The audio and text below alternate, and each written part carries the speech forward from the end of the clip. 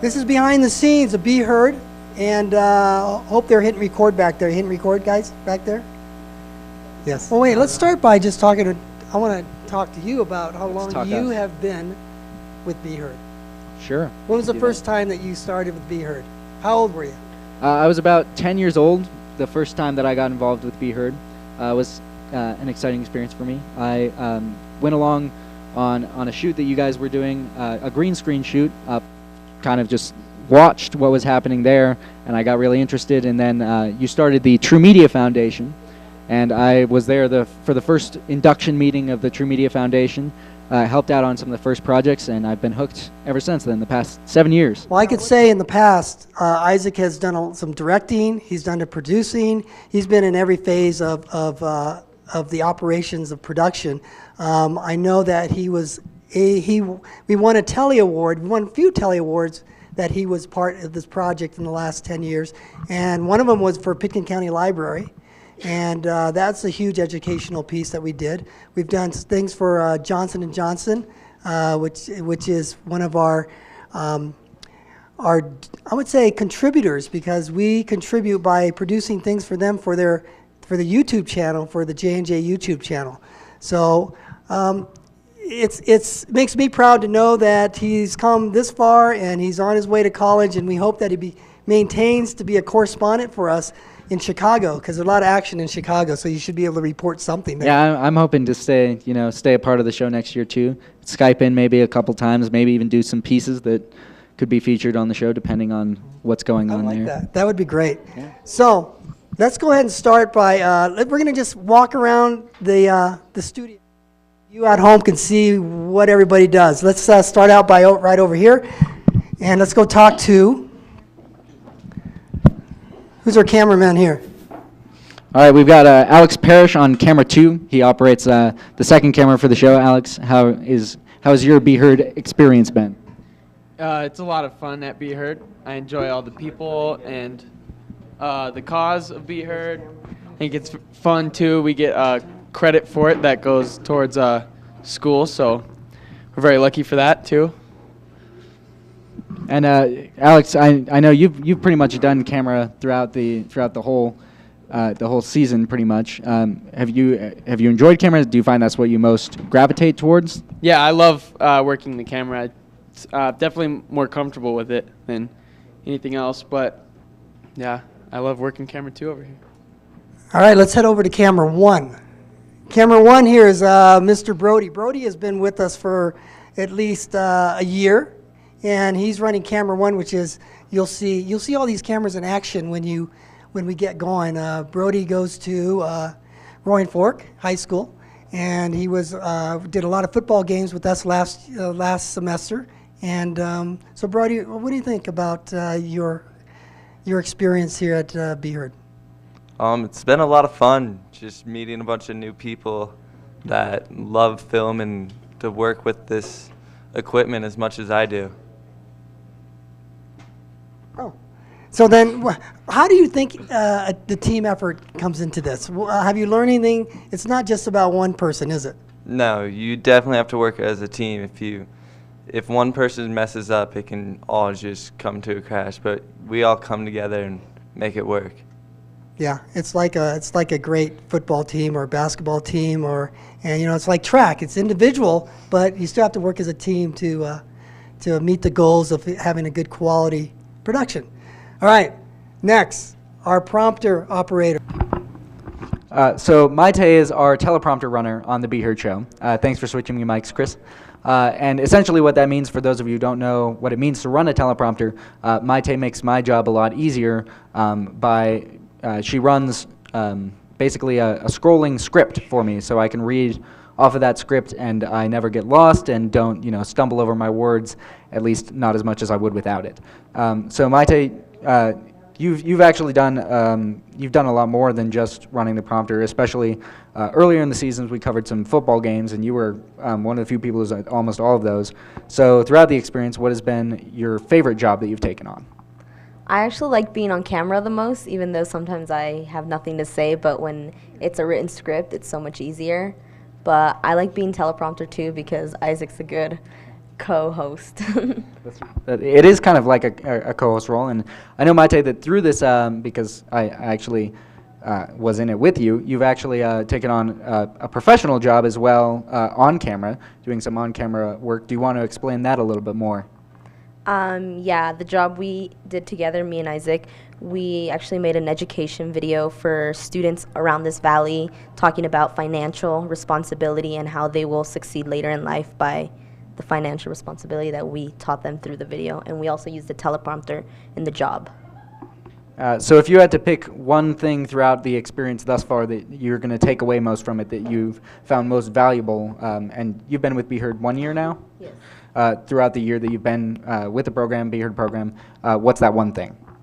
Knowing everything about setting up cameras, setting up everything. Even though I don't run every one of those jobs, I know how to set it up, and I know what every object in here is. Awesome. Thanks, my time. Thanks for making my job all that much easier with the teleprompting. All right, we're gonna head over to our audio man here now. He is the one running our mics now for the pre-show, so he's actually already on the job. But we'll talk to him a little bit anyway as well. Lottie, how are you doing? I'm doing pretty good. So you've also, there have been a few episodes where you haven't, but for the most part, you've been running the audio. Is that your favorite part of the technical aspect? Yeah, it's the part that I know the best. And what do you think brings you towards, makes you gravitate towards the audio more than the others? Just the fact that I've been at this job before this program, like I'm kind of experienced already, so. Well, that brings up something interesting. You were already kind of working with audio a little bit before you came on the show. You've done a great job on the show. So then my question to you is, since you had already worked with it a little bit before, what do you think you've gained most from this experience that you didn't have, that you didn't gain from the past experiences working with it? Just really, I'm looking for the word, just like how to work on the spot, you know what I mean? Just fix a problem on the spot, and just speed. Figuring out the problem and solving it before it's too late. All right, great. Thanks, Lottie. I've got my floor manager somewhere around here. Jack, can you step up and talk a little bit as well? All right, so Jack is our floor manager here on Be Heard. He's been doing the job for the past like six episodes or so, something like that. Longer, maybe. Yeah. So, for those who don't know, explain what your job is. What does a floor manager do?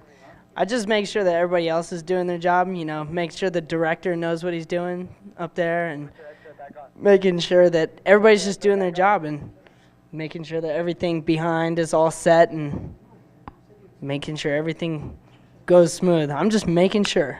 That's what I do. I'd love to ask you some more, Jack, but I can hear through your headset that actually our director and technical director want you to have your headset back on, and I don't want to pull you away from your work. So thanks for stopping for a second, Jack. Jack's our floor manager. Heading over here, those of you who've watched the show know that we actually have an added element to the show. We not only have the 4 panelists and myself up in front of our live audience, we also have a live audience microphone here where people from the audience can come forward and give their input, ask questions, etc. But to do that, we also have to have a camera here to film the person who is at the audience microphone so that those who are watching online can see what's happening. And right now, we have another one of our cameramen, Shay, and he's running the audience microphone. Shay, you've been doing this for 1 year, 2 years? 1 year. 1 year. Through that year, what has been your best experience from Be Heard? Mostly just experiencing using all of this nice equipment and just feeling lucky that I can do it. And I know that you and Brody, our other cameraman we were talking to earlier who runs Camera One, as part of the class, the Be Heard class, did a viral video that you two filmed actually together on your own. What sorts of skills do you think you learned as part of the class, part of the program that helped you when you guys were making that video, which actually turned out really cool? We'll be featuring it probably pretty soon on our website. We really learned how to like transition and get the best shots that we could for the video. So that's the skills that we used in that. Great. Thanks, Shay. I'll leave you back to your work. You've seen the production floor here, what we do for the production with the audience and the cameras. However, there's another side to things, which we're going to check out now. It's the director and technical director who are in charge of the shots and switching the shots in between our 3 different live cameras that are running at the same time. So what we're going to do now is we're going to go back, we're going to meet with our director. Tonight it's Austin Tribble, Chris Tribble's son, who's been in the program probably the longest, except for his older brother Jordan Tribble, who's also helping us tonight, just got back from New Zealand.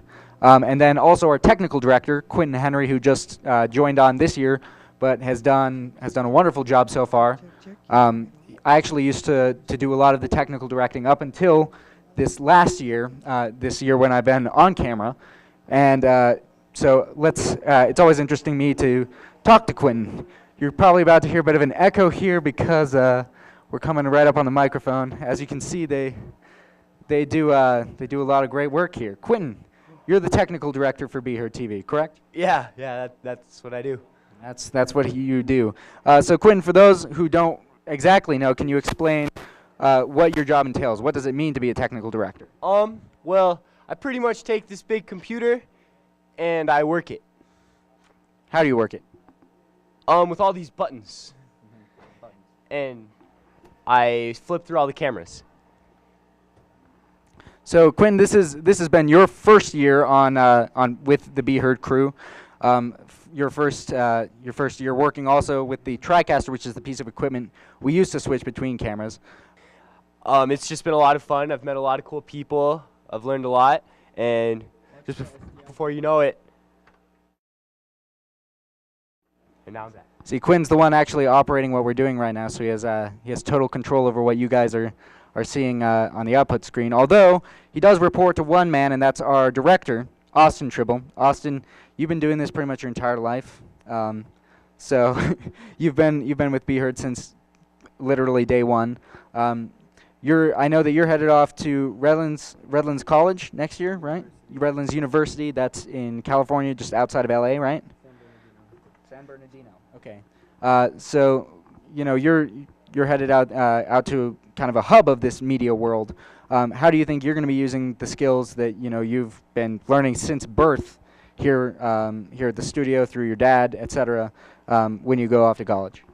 A lot of the skills we actually learn are more of a way to learn how to act quickly and be able to perform tasks under high-pressure situations. So I think just that basis of learning is something that I can carry on for a really long time.